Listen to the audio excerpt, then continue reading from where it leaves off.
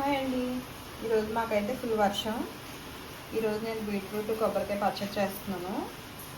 దానికోసం ఇలా అన్నీ రెడీ చేసుకున్నా. ఈ మిర్చి అయితే మన గార్డెన్లో కాసినాయనండి, ఎంత బాగున్నాయి చూసారా. ఇవైతే పచ్చడి కోసం.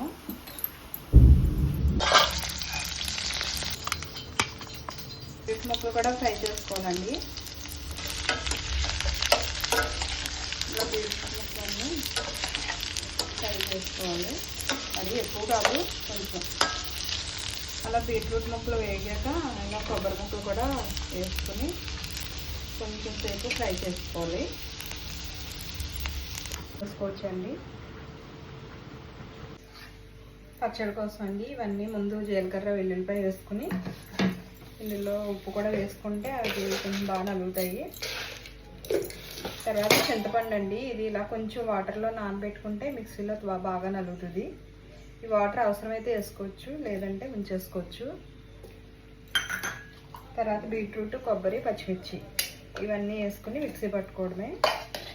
చాలా ఈజీ అండి, చాలా టేస్ట్గా కూడా ఉంటుంది. దోశల్లోకి, చపాతీలోకి, రైస్లోకి, దేంట్లోకైనా కూడా చాలా బాగుంటుంది. బీట్రూట్ పచ్చడి ఇలా వారంలో 2 సార్లైనా చేసుకోవడం మంచిదండి.